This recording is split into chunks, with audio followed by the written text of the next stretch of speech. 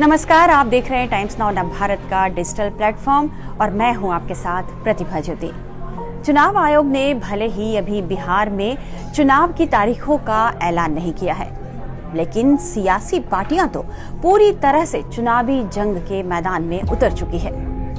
हम भी अपने प्लेटफॉर्म के जरिए आपको बिहार की पूरी चुनावी तस्वीर दिखाएंगे और बिहार इलेक्शन डायरी हम इसलिए लेकर आए हैं। बिहार इलेक्शन डायरी में आपको नए नए किस्से भी सुनाएंगे।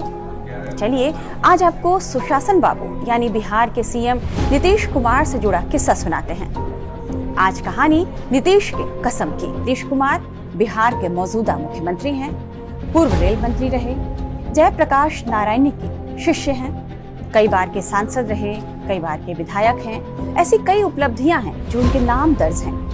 लेकिन नीतीश कुमार की राजनीति की शुरुआत कुछ अच्छी नहीं रही थी। जेपी आंदोलन के बाद जब नीतीश कुमार राजनीति में उतरे तो उन्हें झटके पर झटके लग रहे थे, जबकि उनके साथ ही लालू प्रसाद यादव लगातार आगे बढ़े जा रहे थे। लालू यादव जहां सांसद और विधायक बन चुके थे, वहीं नीतीश कुमार अपना पहला और यहां तक कि दूसरा चुनाव भी हार गए।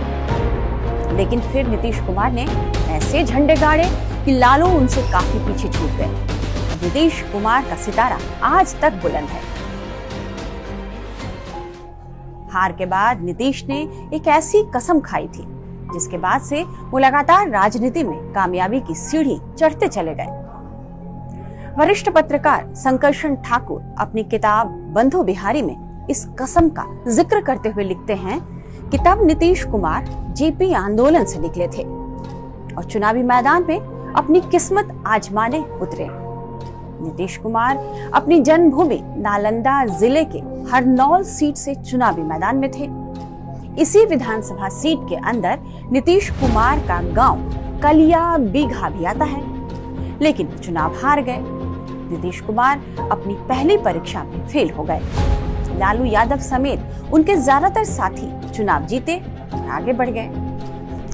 हार के बाद नीतीश कुमार का अड्डा इंडियन कॉफी हाउस बन गया।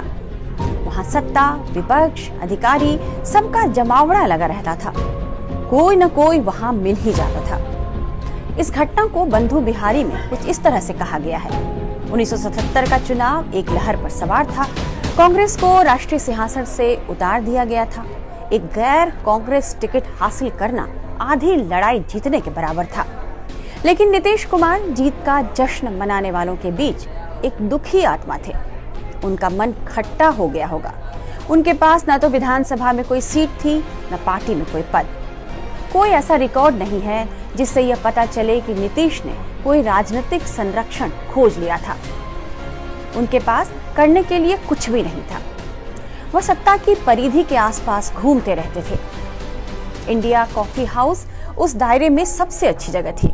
नीतीश कुमार भले ही चुनाव हार गए, लेकिन उनकी पार्टी सत्ता में थी। कर्पूरी ठाकुर तब सीएम थे, लेकिन कर्पूरी ठाकुर का शासन लगातार सवालों के घेरे में आ रहा था। आए दिन किसी न किसी मंत्री पर भ्रष्टाचार के आरोप लग रहे थे। उनकी आलोचना हो रही थी। नीतीश भी उनके आलोचकों में एक हो गए थे। एक दिन नीतीश कुमार कॉफी हाउस के अंदर सुरेंद्र किशोर के साथ बैठे थे और वहां कर्पूरी ठाकुर और उनकी सरकार पर हो रही बातों को सुन रहे थे। नीतीश स्वयं कर्पूरी सरकार से बहुत जल्द निराश हो चुके थे। नीतीश के विचार में कर्पूरी सरकार ने जेपी आंदोलन के वादे के साथ विश्वासघात किया था। वो सभाओं में जाकर जोरदार शब्दों में इस बात पर चर्चा करने लगे कि यह वो छुटकारा नहीं है जिसके लिए उन्होंने संघर्ष किया। इसी इंडियन कॉफी हाउस में नीतीश कुमार ने वो कसम खाई जिसे पूरा करने में उन्हें लगभग 30 साल तक सियासी लड़ाई लड़नी पड़ी।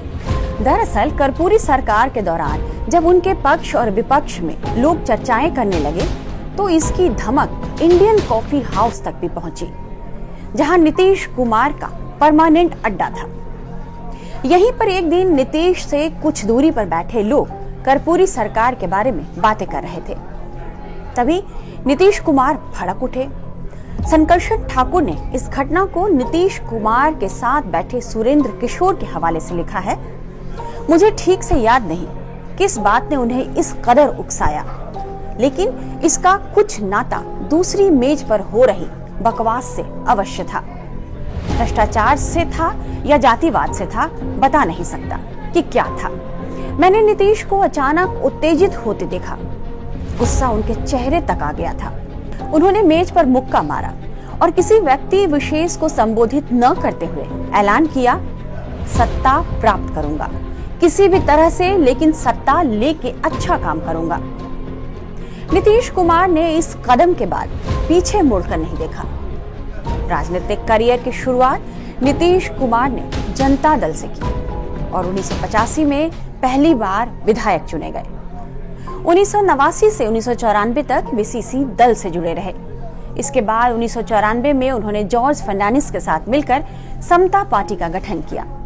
समता पार्टी के टिकट पर 1996 में वे लोकसभा पहुंचे और अटल बिहारी वाजपेयी की सरकार में केंद्रीय मंत्री बने। इसी अवधि में उनकी पार्टी राष्ट्रीय जनतांत्रिक गठबंधन एनडीए का हिस्सा बनी। 2003 में समता पार्टी का जनता दल यूनाइटेड में विलय हो गया और नीतीश कुमार इसके नेता बनकर उभरे। 2005 के बिहार विधानसभा चुनाव में एनडीए को बहुमत मिला और भाजपा के साथ गठबंधन करके नीतीश कुमार सीएम बन गए। उन्होंने मुख्यमंत्री पद की बागडोर संभाली। इससे पहले 2000 में नीतीश कुमार 7 दिनों के लिए सीएम बन चुके थे। तो ये थी नीतीश कुमार के कसम की कहानी। अगले एपिसोड में फिर हम किसी किस्से के साथ आपके पास हाजिर हो जाएंगे। तब तक के लिए आप देखते रहिए टाइम्स नाउ नवभारत का डिजिटल प्लेटफॉर्म। और हाँ, यदि आपने अभी तक इस चैनल को सब्सक्राइब नहीं किया है तो प्लीज जल्दी कर लीजिए, तभी तो आपको बिहार चुनाव से जुड़ी तमाम खबरें इस प्लेटफॉर्म पर मिलेंगी।